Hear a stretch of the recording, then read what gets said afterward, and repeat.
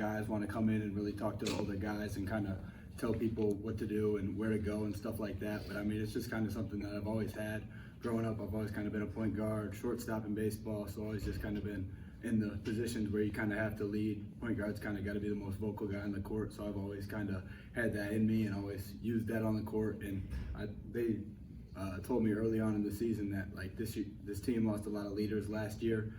There's no age on leadership. Like if you're a leader, it's inside of you, and they thought that I've always kind of had that, so they really have pushed me to really use that early on, and I think I've gotten more comfortable with it over the season as we've moved along, and I've just kind of gotten more vocal. Guys have trusted me more, realized that like I'm telling them things that will help us as a team, not because I don't like them, not stuff like that. So, yeah. You mentioned you being a freshman and stepping up into that leadership position. That's pretty unique. Did you feel like you almost had to get like permission from some of the older guys to be more vocal? Yeah, for sure. I think a lot of the older guys, they're all a lot of them weren't leaders last year just because they had a really old team last year, and so they kind of had to step into the role this year, and they realize how hard I work and how much love I have for the game, how much I really want to win, how much of a competitor I am, and they really want me to show that, and they want me to use that because it's one of the things that makes me who I am. So guys like Peyton, Tony, Patrick, they've really just pushed me to say what I think. They ask me my thoughts on things, and I'm quick to use my voice, speak up, talk about things that I see, and it's been nice to really have them behind me whenever I'm saying something and agreeing with me.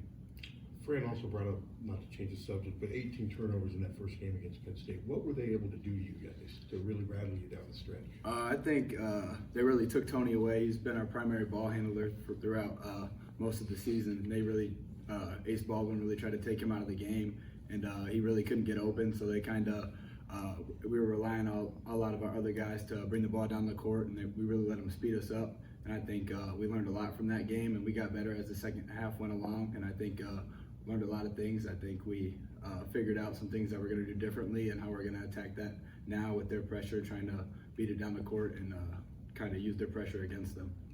Were you a good shortstop? I was a really good shortstop. Did you play in high school? Or? No, 8th grade was my last year because AAU and stuff, I didn't really have the time to play baseball anymore.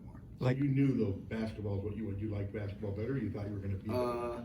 Growing up, it was really more baseball for me. I'm a baseball family. My whole family's been baseball. Grandpa, uncle, brother, everybody's really been baseball. And then 6th grade, I started playing AAU, and I think from there I just kind of fell in love with it, really loved getting better at it, and my parents kind of saw that. So after 8th grade, they were okay with me putting in the work, all the work into basketball. So what would be your hitting strategy against Brody Brack? I don't think he would want to see me up there, so I would just let him push against me. Who's your like player comp baseball like shortstop? Dansby Swanson mixed with Ronald Acuna Jr. at the plate. I don't know who these people are. Ronald Acuna plays for the Braves. Dansby Swanson, he plays for the Cubs now. He used to play for the Braves. So He's basically saying he's a tank. Acuna have 30 homers and 70 stolen bases last year or something? yeah, Did like, you hit they're ding- like my stats back in the day. You hit dingers back in the day? Yeah, we'll go with that. Okay. Yeah, we'll go with that. Yeah. So to revert back to the leadership stuff, Yeah. I know over the last month, a little bit more, your minutes have been a little bit more sporadic. Mhm. You had more in that win over Wisconsin and then didn't play in the second half. Does that maybe, I guess the leadership and the sporadic minutes are kind of contradictory.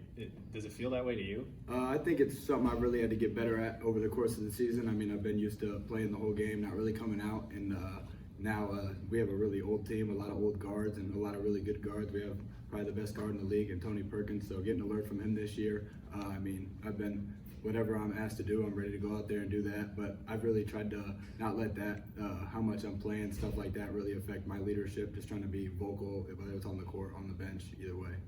What's your mindset when you don't know when you're going to go in, if you're going to go in? How do you mentally stay ready for that? Something I've always TTG, train to go. That's always just kind of been my mindset. Whenever I'm asked to step up, I'm just trying to always stay ready, trying to stay locked into the game. Whenever it's my time, I'm ready to go and do my thing. And coaches have been really good with just telling me to go play my game out there. Don't let the minutes change the things that I do, and just kind of be me. there's still some time left of your freshman season, but just what has this been like for you? Just what do you feel like you've learned? It's been a really big learning experience for me. I've gotten to learn from a lot of older guys, a lot of really good players. Got to play against a lot of really good players in this league, a lot of good guards. So I think I've learned a lot on the defensive end, just learning how I fit in there, how I can affect the game on the defensive end, and then just kind of being ready to always play my game on the offensive end and not really not really shy away from things, just kind of go out there and do what I do. You've brought up Tony Perkins a couple times now. What are some pieces of advice he's given to you this season?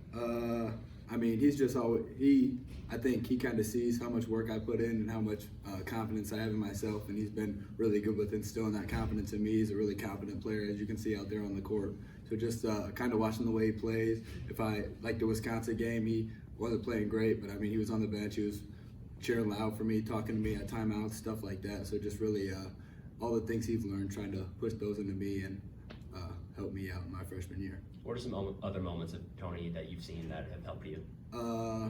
Just the way he's able to take over the game at the end. I mean, he's one of the best closers in this league, and it's just been really fun to see like how he just gets into a different mode, kills the mid-range game, draws fouls, just kind of puts the attack on the defense. That three-pointer you hit against Wisconsin, I know you've had your struggles shooting this season. Quite a reaction. I know you're pretty hyped. How good did that feel, one? And two, are you doing anything in particular to try to maybe get a little bit more consistent with the jumper? Yeah, I mean, I haven't got a lot in the threes this year, just haven't had a lot of chances to shoot them. I've always been a pretty decent shooter, put a lot of shots up, so it hasn't really been a mindset thing for me. It just felt really good to get 3 opportunities to get some up, had open shots, guys got me open, so had one fall. It felt really good, but I mean, I don't really think that I've been struggling terribly. I haven't gotten a lot of shots, so it's kind of hard to stay ready to go with the 3 on that. Owen has talked pretty confidently about what he feels like the freshman class can accomplish at Iowa. Just, what are your thoughts and hopes and, of what you guys can do here? Obviously, it starts with Owen. I mean, 9-time freshman of the week. I mean, that speaks for itself. Everybody knows what he brings to the table, how good he's going to be, how much he brings to our class. And then you've seen throughout certain times this season, Price has stepped up, Lodgy stepped up. He's hit 2 threes in the past 2 games. So just kind of everybody's gotten a chance to really show what they can do. And I think with more minutes and more opportunity, I think it's just going to keep growing from there. All right, thanks, guys.